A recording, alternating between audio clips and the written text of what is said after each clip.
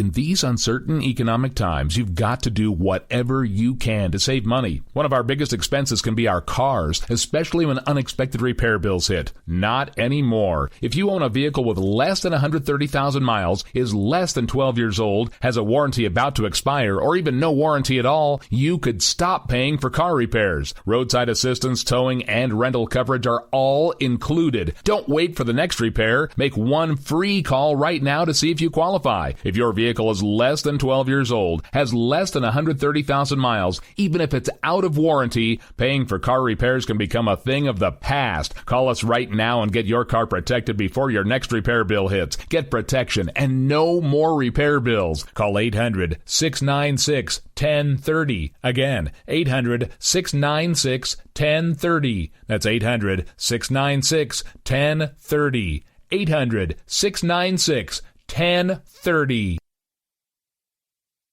Joe had huge problems with the IRS. I knew it was coming. I hadn't filed taxes since 1990. All the IRS letters coming in added up to a nightmare. To get up to like $68,000, my heart started beating fast. It's like, there's no way, man. I mean, I ain't going to be able to do this. Then they stopped his paycheck. So that's when I started making phone calls and found U.S. Tax Shield. U.S. Tax Shield went to work immediately. They just took the bull by the horns. What blew my mind is he called the IRS right then and there. So why is U.S. Tax Shield A+ rated with the Better Business Bureau? Joe knows. They saved me a ridiculous amount of money. If you owe more than $10,000 to the IRS or state, choose the company Joe chose, U.S. Tax Shield. It was the best decision I made. U.S. Tax Shield is the way to go. Life is good. Thank you, Lord.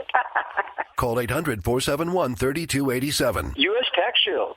Boo-rah. Yes. 800-471-3287. 800-471-3287.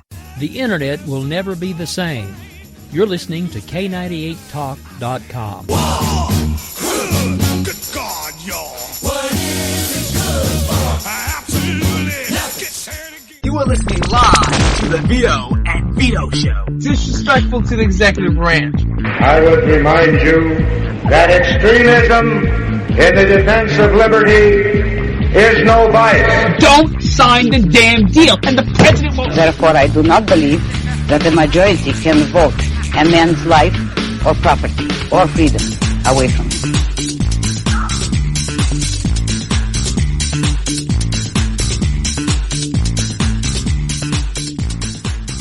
And we're live here on the Vito and Vito Show. I'm Vito. And I'm Vito. You're listening to the Vito and Vito Show live from the basement of the Empire State Building. Check out the website, www.vitoandvito.com, for network listings. Give us a follow on your Twitter, Instagram, or Facebook accounts at Vito and Vito Show. And allow me to let my co-host explain just what the hell you're listening to. Bringing you the perspectives of two college-age millennial conservative libertarians out of liberal hellhole Brooklyn, New York. We're committed to defending the principles of freedom, free markets, liberty, and individualism. Vito, we hold no punches here. That's right, except the black eye that you gave me the other night. As you can see, we get a little something for everybody here on the program, being that we're college-age millennials. Or just overgrown buffoons. Well, that too. We're going to let ourselves have just a little bit of fun. Which means sex jokes. Just lots of sex jokes. If you're looking for political correctness, you've come to the wrong show. We're going to say a few things off color, but, that's just who we are. Forget about it.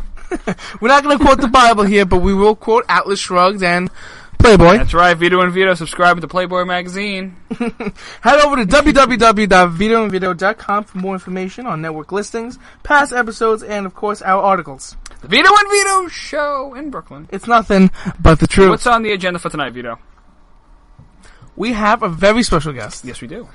The Dr. Gina from America Trends TV. That's right, America Trends TV with Dr. Gina on U2 America, weeknights, 10 p.m. Eastern Time. That's right. And Politichicks. She's part of the Politichicks. She's a Politichick. She's a Politichick. She's a writer. She's the Politichick. She's the Politichick. And here's that voice in the room that you can hear 3 miles away and around the corner. Another Politichick. Politichick in training. Here she is, friend of the shows, contributor. What else does she do for us? Boss you guys around, say you guys come and join me. It's a lot of special emotional events. support. That's right. Emotional support. She doesn't therapist. She doesn't get us coffee, ladies and gentlemen. The Animaniac. She's a notch above that. Mona Salama. Mona, welcome to the program. Hey, what's going on, Vito? What's up, Mona, you read my new article, right, on Scott Walker? Yes. All right, now you like Scott Walker, right? Yes, my favorite candidate. Everybody. You're a big fan of Scott Walker. I happen to have a little reservations with Scott. For example, with Scotty. with Scotty Scotty Walker. boy. Not Johnny Walker. Him I have no reservations about. I have reservations about Scotty Walker. Vito, read me that the quote from Mediaite we have there on the article that's posted up on VitoandVito.com. Now, this is from one of his top advisors. Quote, you start in Iowa and lock up conservative votes, because if you don't do that, the rest doesn't matter. It's much easier to move from being conservative to being a middle-of-the-road moderate later on. What do you think of that, Mona? His advisor telling him it's okay to move to the middle. Well, then again, remember his past advisor that he had to fire because of what was the issue again?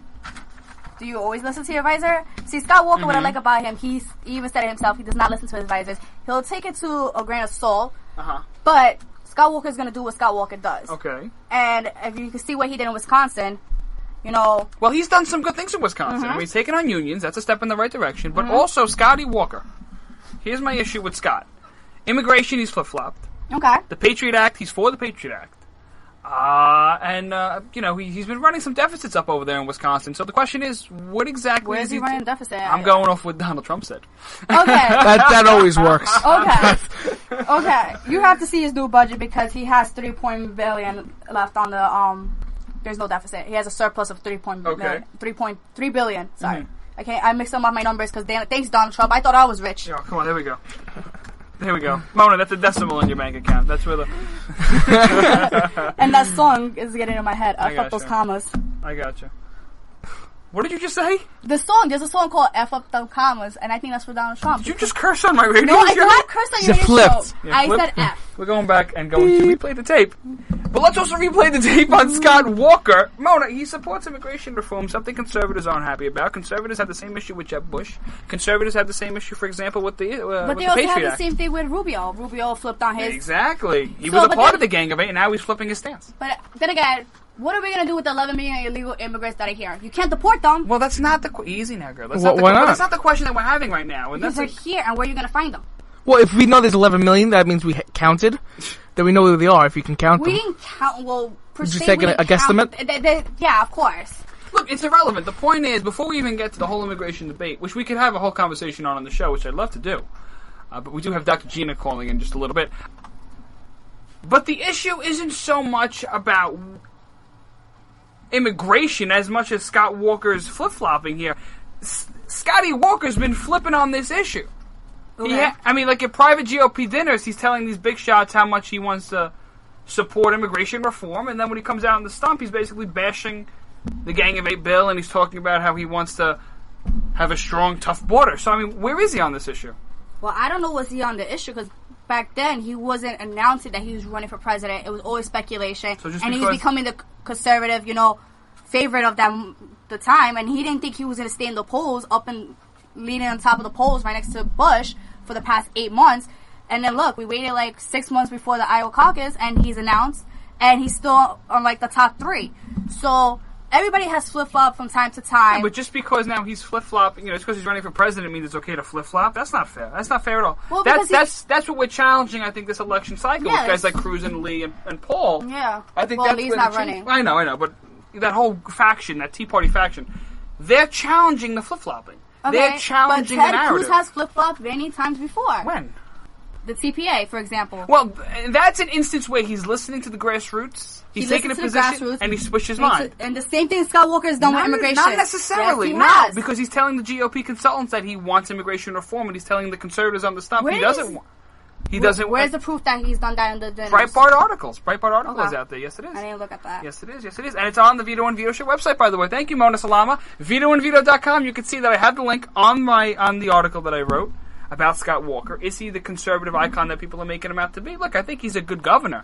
But is he set and ready to, the challenge, like the icon for the movement? I don't know. I don't think so. I have reservations Even about Ann him. Coulter wants Scott Walker. She also wants Donald Trump, and let's be honest. No, she doesn't. She said Mitt Romney. She's never said Donald Trump. She's that's always even better. said Walker or Mitt Romney. She's like, that's the only... She's always been on Hannity saying, I want Scott Walker. But she's always said Mitt Romney, but she's like, no, Walker is her pick. So... she's a big immigration person. Remember that. I don't make my decisions based off of Ann Coulter. No, I know, but I'm just saying she's the one who was against immigration, and she's going for Walker. Well, since we're on the Scott Walker topic, That's her prerogative. Since we're on Scott Walker, I want to see what Mona says. According to the Washington Post today, Scott Walker wants to drug test food stamp recipients. Oh, yes, please. Okay. And this Washington Post is saying that's why he'll never be president. Okay, but then our mayor, de Blasio, wants to give welfare people free internet. Again, the communist mayor of New York. Yes. I believe, if you look at the statistics of people who are on welfare, as opposed to people who really need welfare, the ones who are there thinking as this is like a trust fund, what do they do for their living? I live in the Bronx, and all these kids I see like nowadays hanging out on the street corners, all they do is smoke weed, get impregnated at a young age, and stay on welfare benefits. I give you props, Scott Walker. Yes, drug test all these losers, you want to say, the ones who do not deserve to be on welfare, that are capable Americans to work the Mexican jobs, if you could say that.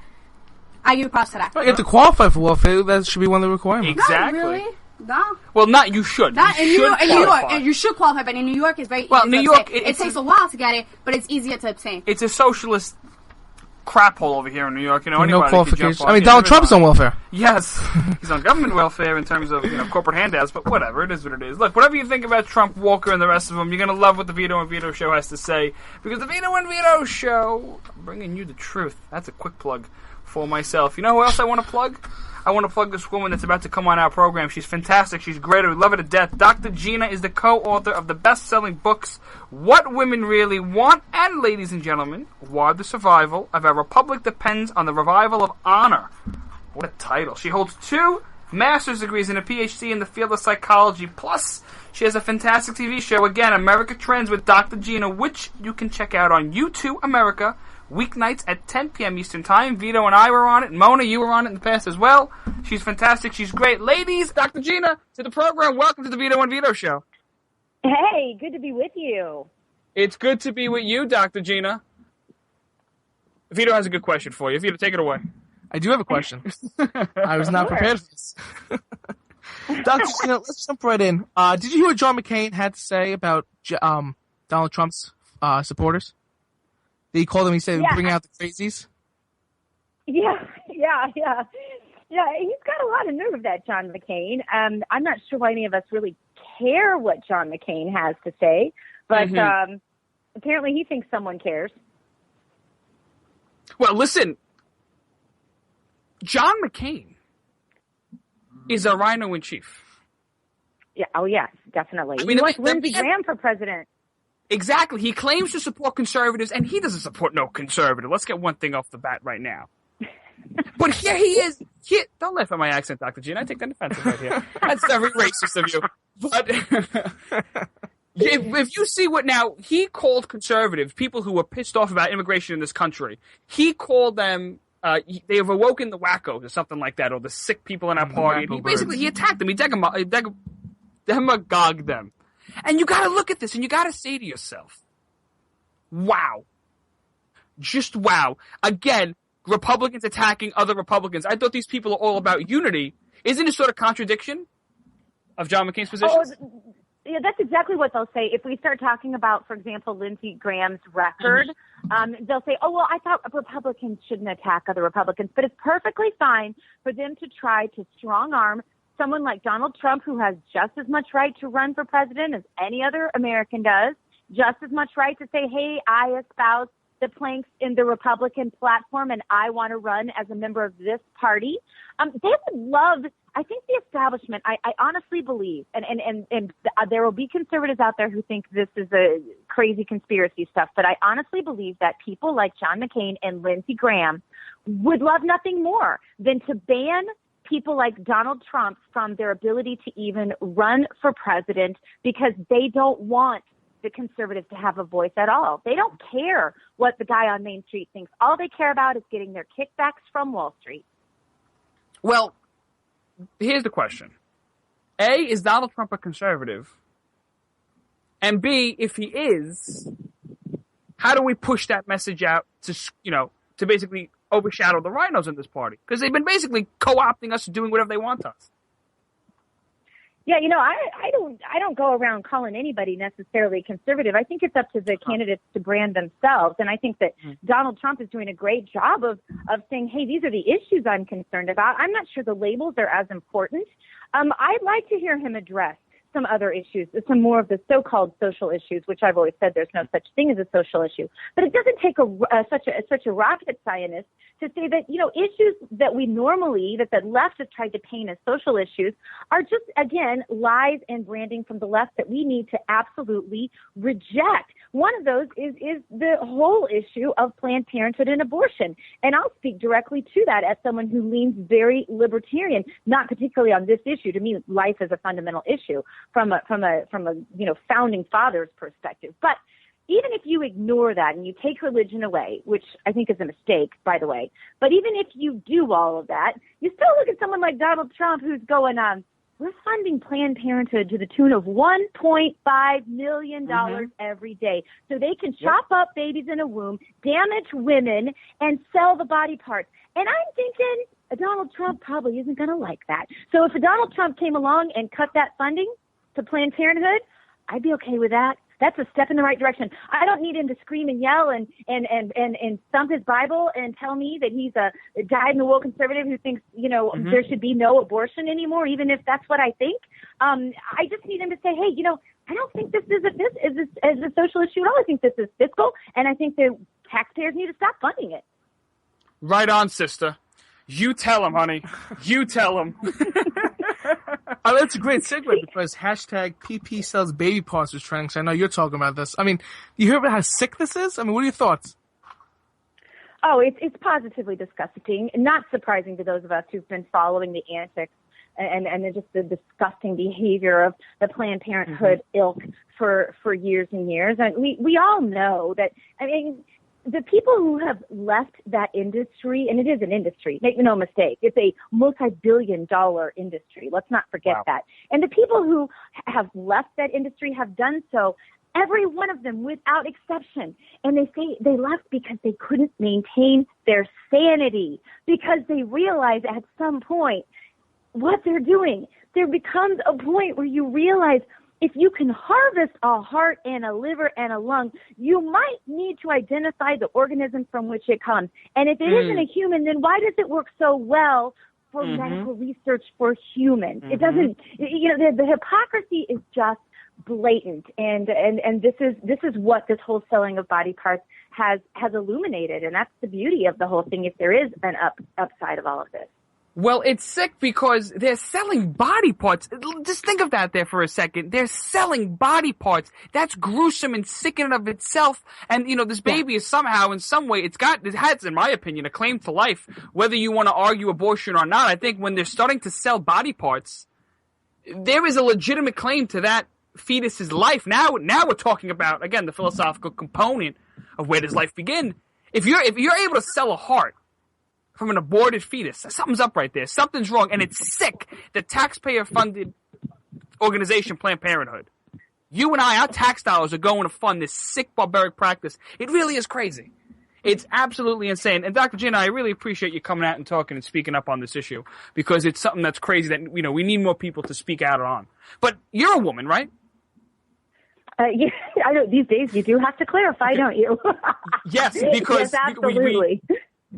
In today's age, we're going to have to, clarify your sex, your gender, your sexual orientation, and all things like this. So, you wrote a book, What Women Really Want. And me and Vito have been debating this all week. We think the real meaning is What Women Really Want, Vito and Vito. I think you just messed up the title. But that's beside the point. We could have saved so much time if you would have just told us that before we wrote the book. Got to shift through all these pages. Tell us a little bit about the book.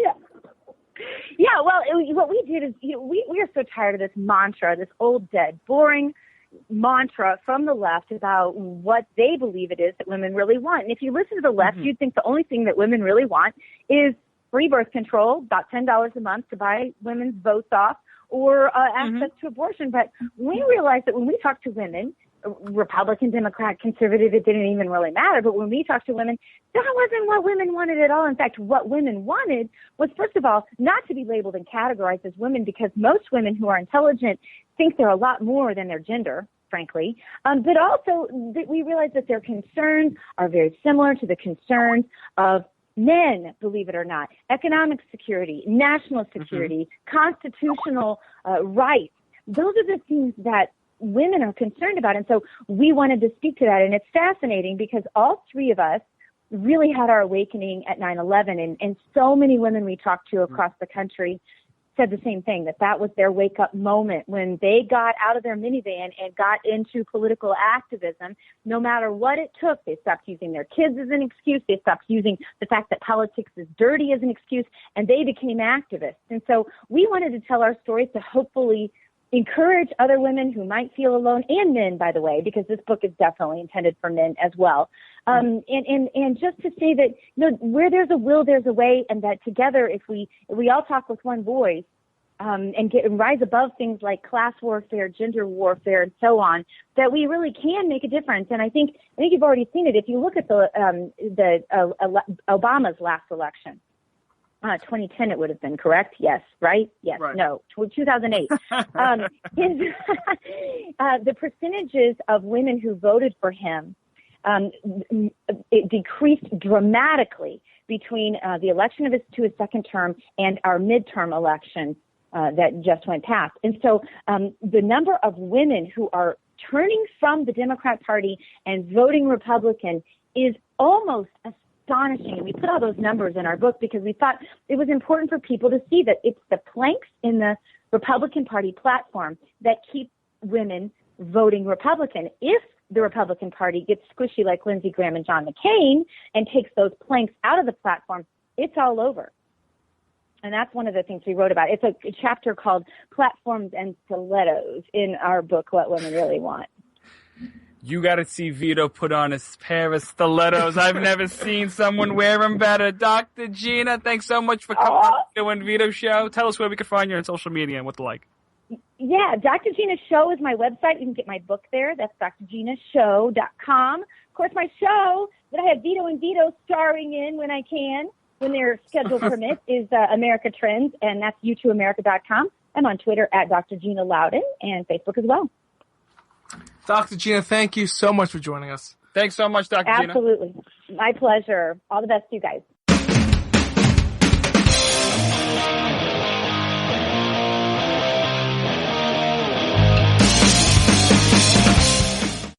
So what is behind enemy lines anyway? This is the true story of two friends living in the People's Republic of New York City who work together and have their conversations taped to find out what happens when conservatives stop being politically correct and start getting real. We are Behind Enemy Lines. Watch your wallets. Thursdays at 1 on WNJC, part of the Conservative Commandos radio network.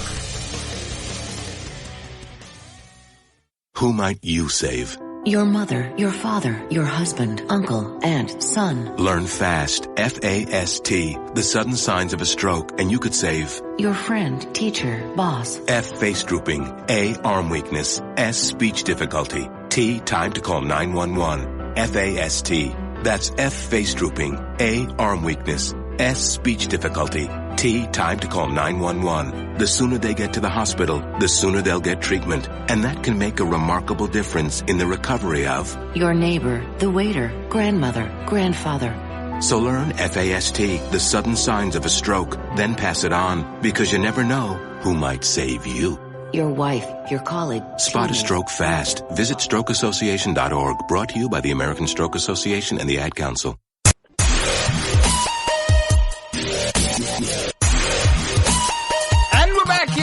Vito Show. Check out the website, www.vitoandvito.com. Check out our social media, Facebook, Instagram, and Twitter at Vito and Vito Show. Vito. Mona, we got a problem. The Iranians are running over the United States. President Obama's got no spine.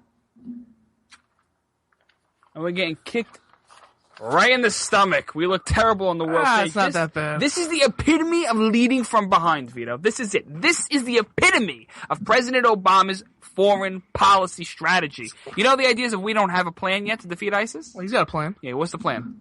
And do nothing. Yeah, stick his tail between his legs. That's his plan. We got a president who's leading from behind. This is the epitome of a loser right here, ladies and gentlemen. Let's break down this Iranian deal, because we all know that Iran is on the verge of getting a nuclear weapon. Israel this close to getting annihilated off the face of the earth, and right. Radical Islam is spreading through the Middle East. Well, Vito, here's a little thing going on with the Iranian deal. Here's some of the main points. The Iranian nuclear infrastructure, most of it's still intact. Not a lot, if not any, of the nuclear infrastructure plants are going to be dismantled by the Iranians or by us. So basically, they get to keep whatever they've progressed with so far. Good. Great. I'm glad all that hard work is going to something good. So the Iranians still got that going. Gets worse. Iran is basically days or weeks away from building nuclear weapons. So they still have the capabilities. Listen, they're not that far away, ladies and gentlemen, from building nuclear weapons right here. They are pretty close. And President Obama, Secretary Kerry, Hillary Clinton, and the rest of them are too busy looking at Caitlyn Jenner's dress and commenting about the ESPYs and all that stuff that they are actually talking about this issue where Israel's life is at stake. A nation about freedom and liberty is at stake in Israel. And a sick Islamo-Nazi regime in Iran is basically taking over. They're the ones in the driver's seat right now. Here's another point. Over 5,000 nuclear centrifuges are still going to be spinning in Iran. So right there, you got 5,000 centrifuges spinning. Over 5,000, Iran gets to keep a lot of these power plants open, and they're this close to getting a nuclear weapon. Does this make sense? Because I'm reading here that what Iran gets now from this is every type of United States, European, UN sanction lifted. Right. Which obviously helps the economy. That was another big thing, too. And the repeal of 6 UN Security Council resolutions declaring that the Iranian nuclear program is illegal. Mm-hmm. Which means if it's repealed, that means it's legal. So it's legal to have Iranian nuclear programs. Yep. But we're going to... They promised. They pinky promised. Right. Not to increase the uranium and plutonium, which creates the that's bomb. another thing, too, is that the Iranians basically get to vote on a board of members right here, a committee that's going to be established by the Iranians that basically allow us to go in after they basically approve and after we... So we can go in and check. And we send a request to come check. Oh, like with Iraq. Yeah, exactly. Because that works Exactly. And where did the weapons of mass destruction wind up, Vito? In the hands of ISIS? In the hands of ISIS. And where's ISIS right now? Rummaging through what? Syria and Iraq? Do they respect borders or anything like that? Absolutely not. Take it a step further. Where does Saddam Hussein, all the biggest theory out there, where these weapons of mass destruction went? Where they wind up going? Right next door into Syria. So right there, ladies and gentlemen, is your question. Just how great of a deal is this? This ain't no good deal. I don't see one good part of the damn deal. I don't see one good part of this deal. Matter of fact, what I see, and Vito, you brought it up before, is a spineless leadership. I see President Obama and the rest of the Democratic administration that claims to love this country run around and create deals that just basically are putting it on its deathbed. Well, I have a question, Vito. Yeah. Now, Iran promised, they pinky promised not to actively seek out the nuclear weapons. That's a political science term, by the way. They pinky promise. Go ahead. Yes, this is what the nation is built on. So we give them our, we lift the sanctions so they're going to be getting billions of dollars, and they pinky promise not to build a bomb. Right. Now, what if they don't keep the pinky promise? Well, then I don't know what we're going to If do. they leave the United States on and say nothing's going to happen. You mean, Iran's like a woman. They're going to lead a man on. And they're going to let him go. That's what's going to happen. We're so screwed. Okay, what happens if they actually build the bomb? They have weapons of mass destruction, and we say, well, we have to come in and check now. I don't know. And they find Iran has nuclear weapons. What do we do? What do we say? You gotta get rid of them? I don't know what we're gonna do. If we have President Obama around or any of his leadership team, well, even in the future, then in 2017, 2018, now Iran has the bomb. Well, say, you gotta get rid of it. You promised not to. And, that's the plan. And what if Iran says no? You have to stop Iran from getting a bomb. You just have to. Otherwise, you're gonna have to live in a society that permits Iranian nuclear weapons. And the question there is, just how safe is the world now with Iran with the nuclear bomb? This is the same organization, by the way, that funds Hezbollah, that funds Hamas, and other terrorist and radical Islamist organizations throughout the Middle East. This is the same organization that stones gays and beats women. This is a sick, barbaric regime in the Middle East. That yells death to America. That yells death to America. A few months ago, remember Iran rebels stole $500 million of United States weaponry? Yep. Out of nowhere. We just lost it. That's ties to Iran. This is the same country that said the destruction of Israel was non-negotiable in negotiations with this deal. So we're just going to help them. Oh, and they have United States hostages. Yes, they do. They also have U.S. hostages. And this is the same country and their government that yelled at John Kerry, our super star of a Secretary of State, yelled at him like a child. Told him to sit down in negotiations. This is right before his accident, exactly. Mr. Healthy. Do you believe this, Vito? We're getting slapped in the face. We went from a country that said you're either with us or against us to a country that says whatever you want, mommy. Wait, what do we get out of this? We get nothing. We get nothing, honestly. We are repealing sanctions on a regime that is anti-America as possible as you can get. Just like with Cuba, and then the left goes, well, we're renegotiating, we're helping ties, we're becoming friends. No, they don't want to be friends. Mm-hmm. They don't, because when you boycott Indiana, because religious freedom, and they say, we'll work with Iran when they hang gays, pay for sex changes because they'll kill you as a gay, and stone the women. That makes sense. Let's not forget also there's this big signing bonus, like it's an athlete that's joining the frickin' Yankees, ladies and gentlemen. Look at this signing bonus that the United States is going to give to the Iranians. $50 billion. I'm talking $50 billion, a signing bonus. Of frozen assets that would flow into Iran.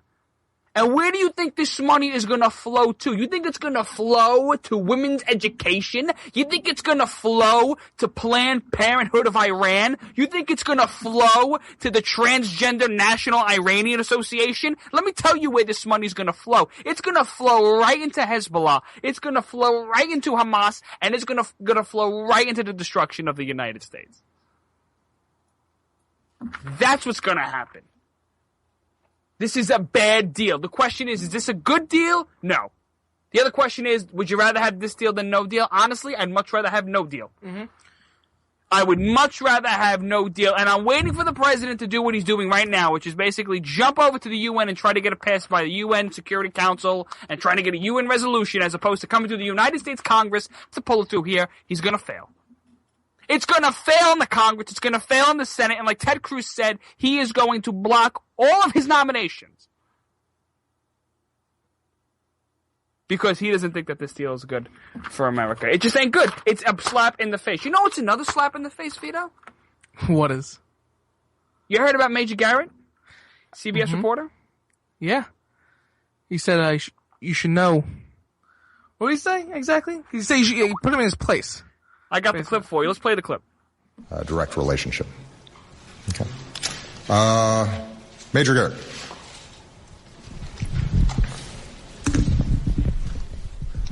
Thank you, Mr. President. As you well know, there are 4 Americans in Iran, 3 held on trumped-up charges, according to your administration, and 1 whereabouts unknown. Can you tell the country, sir, why you are content with all the fanfare around this deal to leave the conscience of this nation and the strength of this nation unaccounted for in relation to these 4 Americans? And last week, the chairman of the Joint Chiefs of Staff said under no circumstances should there be any relief for Iran in terms of ballistic missiles or conventional weapons. It is perceived that that was a last-minute capitulation in these negotiations. Many in the Pentagon feel you've left the chairman of the Joint Chiefs of Staff hung out to dry. Could you comment? I got to give you credit, Major, for how you craft those questions.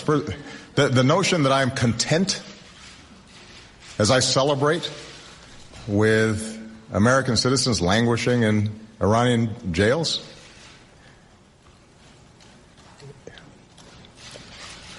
Major, that's nonsense. And you should know better. I've met with the families of some of those folks. Nobody's content. And our diplomats and our teams are working diligently to try to get them out. Now, if the question is why we did not tie the negotiations to their release, think about the logic that creates. Suddenly Iran realizes, you know what, maybe we can get additional concessions out of the Americans by holding these individuals. Makes it much more difficult for us to walk away if Iran somehow thinks that a nuclear deal is dependent in some fashion on the nuclear deal. And by the way, if we had walked away from the nuclear deal, we'd still be pushing them just as hard to get these folks out. That's why those issues are not connected, but we are working every single day to try to get them out. and won't stop until they're up and rejoined with their families. With respect to... Wow. He's content. You hear that, Vito? You hear that? The president was asked a question, are you content? Are you content with the Iranian hostages? Rotting in an Iranian cell, Mr. President? Are you content? Are you content? And what did the president say? I'm not content. He sounds like a bumbling fool up there, by the way. Are you content? He's not content. He's ecstatic. This president is so happy he got a deal done because just like Cuba, he's going to go down in history as the guy that made the deal. But here's a little part that he doesn't know. This is how dumb the president is. He doesn't know that in the future, the history books are going to scream and yell and big bold letters that this is the deal that kicked off World War III. Hitler's appeasement. Remember that? Yep. That started World War II. History's going to tell. The assassination of Archduke Ferdinand started World War I. Pearl Harbor brought us into World War II. Mm-hmm. This is going to start World War III. I'm telling you right now, we are in a lot of trouble. We are putting ourselves in a position where we're arguing from weakness. Look, whatever you think of Donald Trump, you could think of him. But if there's one thing he says, Vito, he says always, it's arguing and debating from a position of strength. Mm-hmm. This is a position of utter weakness. And the President Obama, he's just a refusal. He just wants to get a deal done so like he's actually doing something. Mm-hmm. But what this administration does not see is what if Iran does get the nuke? Mm-hmm. What happens? How do you tell them? How do you stop that from happening? How do you stop them from using it? You're going to go to Iran and say, well, you're not supposed to have that. What if Iran says, no, screw you? Yep. You see the Iranians pushing back? They're basically not accepting anything. And when the American people and reporters like Major Garrett are getting up and asking the president, are you content with this deal? What about the Iranian terrorists right here being held, American prisoners being held in an Iranian jail cell? What do you think of them? Were they tied to these negotiations? Or is it just $50 billion that flows into Hamas? Who's in charge here? And the president gives out these slide remarks. He wants to make a little public notice. Don't you talk down to me. This narcissistic wannabe. I'm telling you, Vito, we have put ourselves in such a situation where we have to climb out of a hole that this president has dug for us. I'm waiting for a dumb liberal to come on my show and tell me that Bush screwed us up in the world. It was Bush who made us look bad. What about President Obama? What about this narcissist in chief? That's what I want to see. I want to see people flip out on him. I want to see them label him as the ruiner of the United States reputation.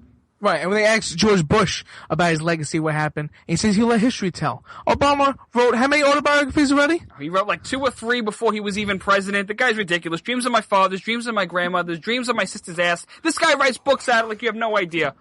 We're going to break. When we return, forget about the moments of the week. We're going to talk about the shooting over in Chattanooga and a little bit more here in the video.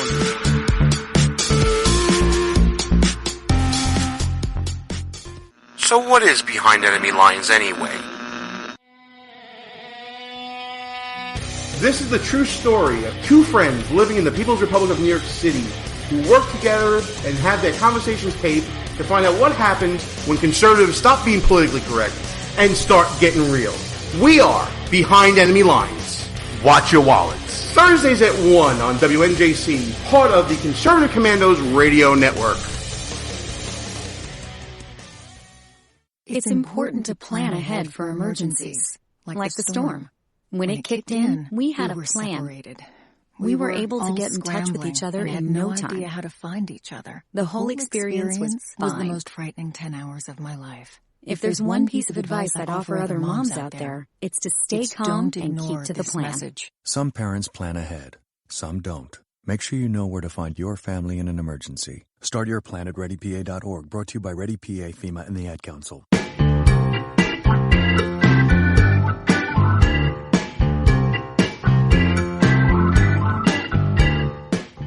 And we're back here to the Vito and Vito Show. Check out the website, www.vitoandvito.com, and follow us on Facebook, Instagram, and Twitter at Vito and Vito Show. Vito, give us the time of the week again. It's that time of the week. Forget about it. Moments of the week. Wow. Forget about yes, it? Yes, this is the time of the week where we break down some of the craziest moments of politics. Vito, give us the first craziest moment. 2 cases in Philadelphia on a highway, 2 different cases of a woman decided to strip, and the police came and took her away, and she's being reevaluated. For what? For stripping. For stripping. In public. People consider that a mental disease? Really? I don't know. Was it a transgender woman? No, I don't think so. That's why she's mentally ill. That's why she's mentally ill. Right. I don't know. Would you arrest her? I don't know. Probably not. I leave it alone. Number 2. Hashtag Prime Day. You hear about this Amazon Prime Day? I did not. Yes. Explain. Well, they put out some deals at Prime Day, this big thing like Black Friday. Mm-hmm. And one of the biggest selling products for Prime Day on Amazon was for $1,500, you can get a 55-gallon of lube. 55 gallons. Are people that excited they have nothing better to do than just buy gallons of lubricant? What are you trying to say? Is that how we did this, Vito? Is this? Yep. 55 gallons for $1,500. 55 That's a gallons. deal. That's a deal. The gas was Speaking expensive. of let's make a deal, this is the perfect deal. That's crazy. People are insane. People are absolutely insane. And it's crazy that Amazon sells this stuff, too. Well, what else are you going to get it? Delivered. I want my 55 gallons. Is that what you do? Delivered. You go to Amazon.com? Yes. You have an air fast track that stuff. Mm-hmm. If you have Amazon Prime, it comes in a day. Exactly, a day. 55 gallons of lube made and delivered in a day. You beat that. Vito, what would you do with 55 gallons of Did you lube? just say beat that, Vito? Really? On this subject, are we really talking about this? Yep. Where can you beat that? Unbelievable. These packages get lost in the mail all the time, but no, 55 gallons right to your doorstep. Power of private enterprise. Unbelievable. That's right, Mom. I do have a delivery. Slips right out of your roll hand. around the back. It's like a slip and slide. That's how they should deliver this stuff. They should just. That's why I got it. Why else since there's so much, they should just like basically create from the warehouse to your house and just slide it on over to you. And I'm sure you still have like 35%. I remember watching a documentary 85% that left. Amazon they're creating like this machine that like a bird, like it flies to your house and like hand delivers your product they order, like with like a robot. Like a stork. Yeah. So imagine getting that delivered. And spill it on people. People are crazy. Let's forget about a moment, Vito, of the week. Donald Trump on the Morning Joe bet a year's salary with Lawrence O'Donnell. His year's salary? A year's salary. So what does Lawrence O'Donnell make from working at MSNBC? What? Minimum wage. And Donald Trump makes what? He's worth $10 billion. What's he making a year? Well, Donald Trump makes a good amount of money. Nah. You don't think so? You don't think so? He's losing now because everybody's cutting his contract. I don't know. I think he'll be all right. Donald Trump, even though he, like Mona said, is losing his contracts, I think he's still got a good amount of cash flow going. He hasn't mentioned that yet? What? He's rich? That he's loaded? I'm really rich. He's betting year salaries. Okay, I can't even bet a dime. He's a crazy man. I don't know. You can't even bet a dime? Is that what you just said? Mm-hmm. You can't even bet a dime. You were a poor little boy.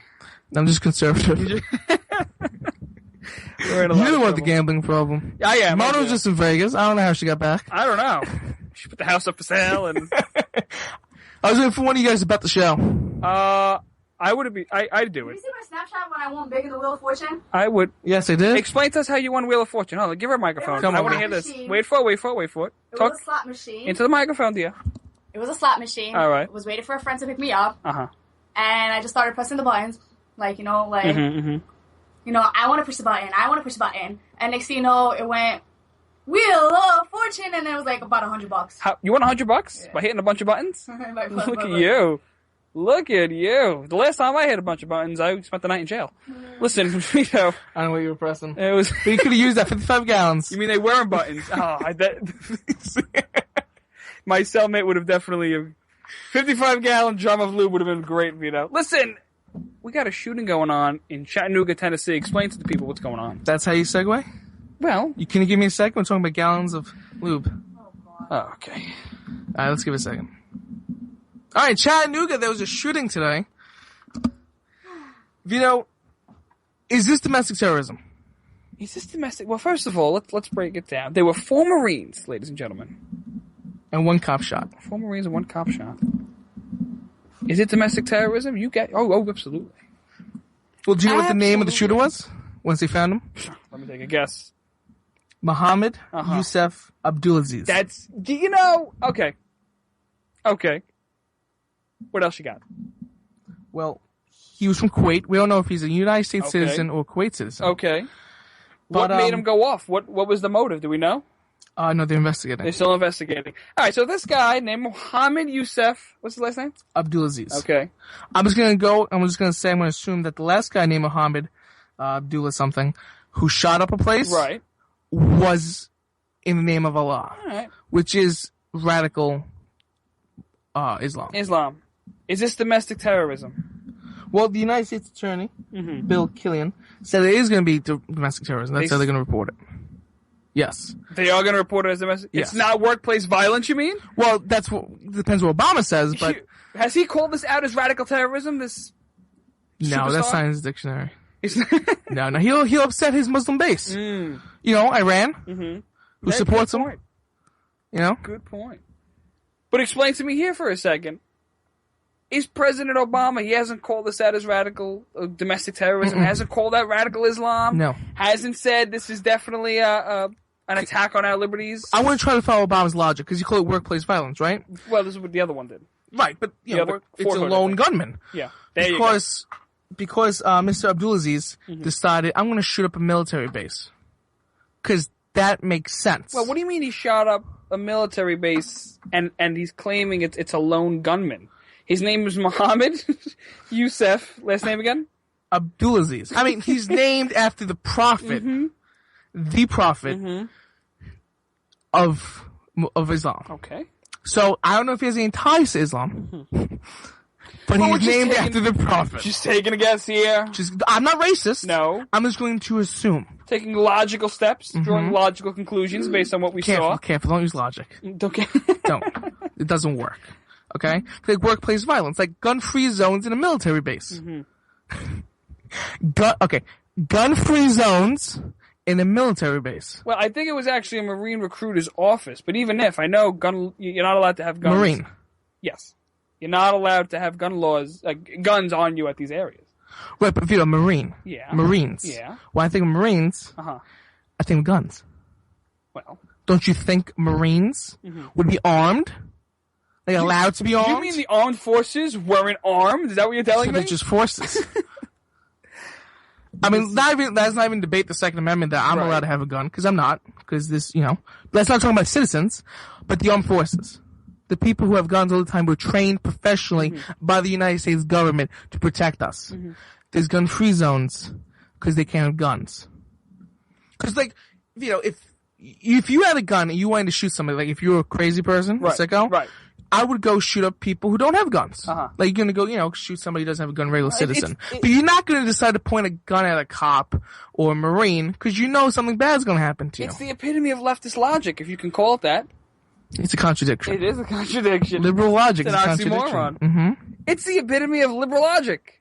It's, hey, we'll take guns away from people that should be carrying guns, and we'll expect the gunman not to do bad things. I mean, it's crazy. And the president calls, I want to go back to this again, he calls him a lone gunman. I just want to stress this point. Mohammed Youssef, last name which I can't pronounce. Abdulaziz shot up 4 Marines and a cop and is claiming, and the president says this is a lone gunman. Ladies and gentlemen, what do you see here? Is domestic terrorism.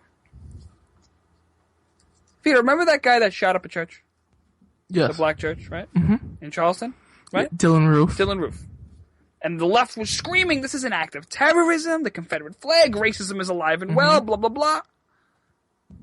Let's keep in mind, ladies and gentlemen, that this guy who shot up these 4 Marines in Chattanooga, the president is calling him a lone gunman. You mean to tell me that he has no ties to radical Islam? If this guy really is a lone gunman, this is news to my... This is groundbreaking stuff. Right, but you see Dylan Roof, right? A white kid with a picture of the Confederate flag. Right. You know, don't mention that he was burning American flag also, but yeah, the Confederate flags, oh my god, white guy, killed black people, Confederate flag, it's racist, take it down now. They jumped to that conclusion. And they right away called that domestic terrorism, by the way. But Mohammed Youssef Abdulaziz shoots up with the shooting. Don't be racist now. He might not be Muslim and that might not be radical Islam. Because the last time a, quote, moderate Muslim shot somewhere, do you remember that? No. No, exactly. Okay? Because normal people don't do these things. So yeah, Dylan Roof, he had a problem. He did. Wasn't he insane? Like he was clinically, there was a clinical Yes, like issue? he was not allowed to own guns. Remember this? Like, but then he got it from the uncle legally. Okay. He was like clinically. Right, he had a messed up. problem, right. Yes. So we're going to assume that Mohammed Youssef Abdulaziz I just like saying that name now. Mohammed Youssef Abdulaziz Jr. I'm sorry. I'm going to say he has a problem because he's a radical Islamic. Listen. I'm saying it. I'm saying it, and you should assume that, not because he's racist, but it's logical. We're going to assume that there's 99% chance that this Muslim named after Muhammad did this in the name of Allah. Because why else would you shoot? Why else would you kill people? Right. Why?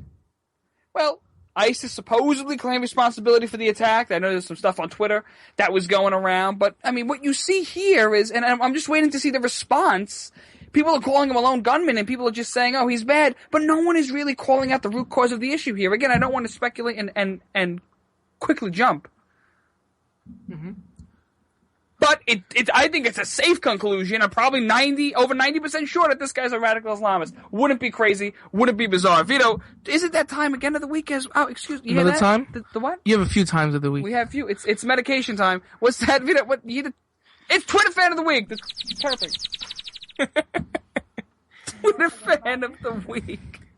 Vito, give out our Twitter fan of the week here on the Vito and Vito show. Alex Arnold at I'm Primus 310. I'm going to take that out.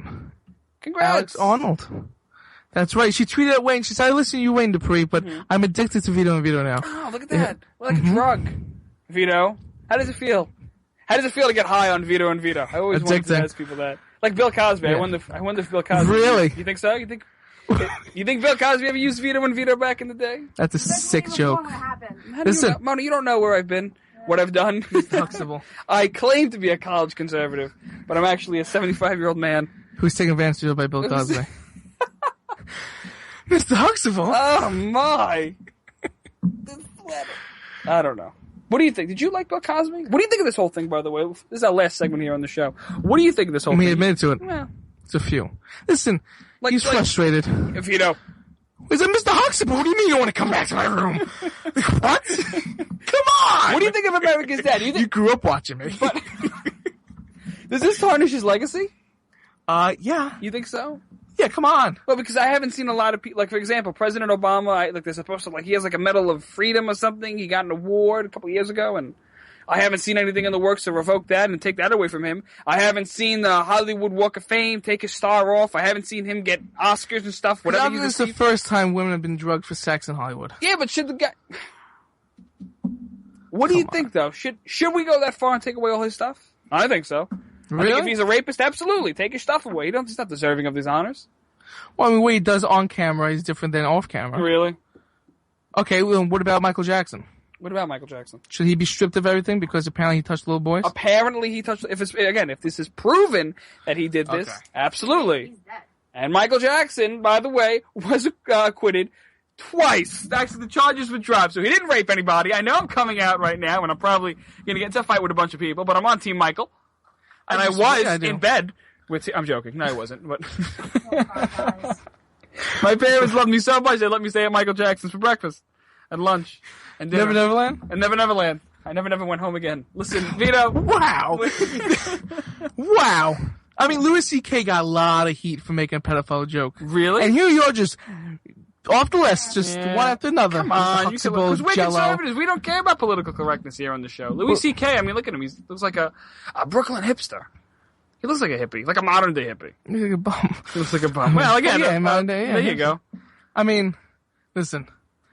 Bill Cosby ordered the Prime Day 55-gallon lube. Oh. For $1,500. He can afford the $1,500. I can't afford that.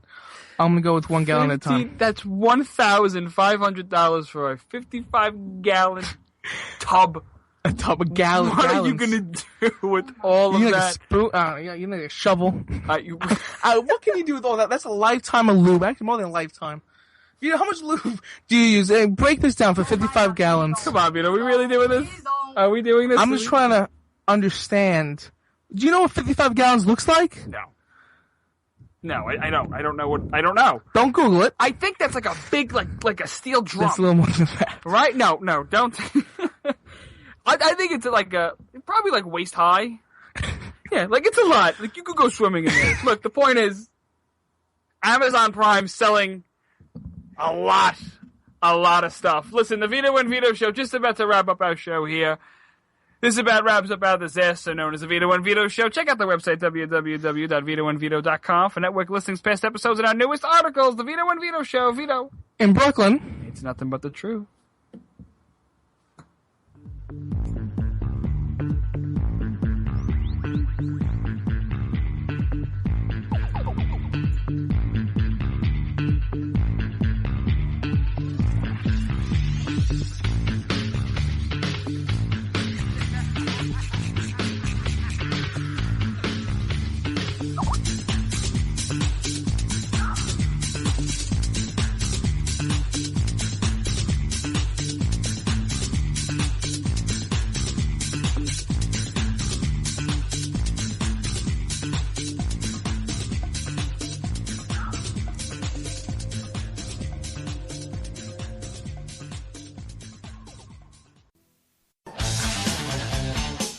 The leader in talk radio on the internet, right here on K98Talk.com.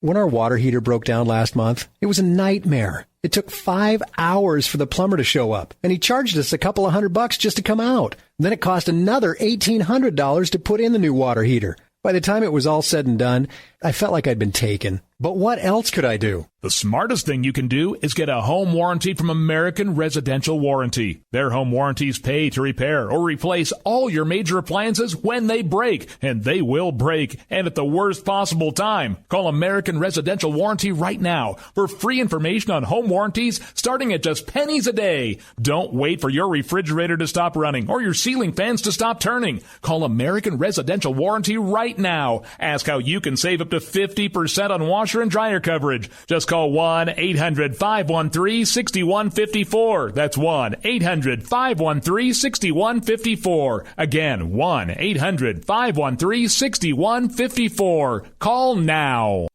Tired of paying outrageous prices for Viagra? Well, we have great news for you. Now you can finally get Viagra at huge discounts. Healthy Man allows you to save up to $500 on Viagra. Why pay U.S. pharmacy prices of $15 per pill or more when you can get Viagra for less than $3 a pill? Call today and get 40 Viagra pills for only $99. This can cost as much as $600 at your local pharmacy. You can't afford not to call us. If you want Viagra at the lowest prices, never pay $15 a pill pharmacy prices again. Get Viagra for less than $3 a pill. Call 1-800-516-7602 today and save up to $500 and get 40 pills for just $99. Healthy Man is fast, easy, and affordable. Operators are waiting at 1-800-516-7602 to take your call right now. Call 1-800-516-7602. That's 1-800-516-7602. Again, 1-800-516-7602.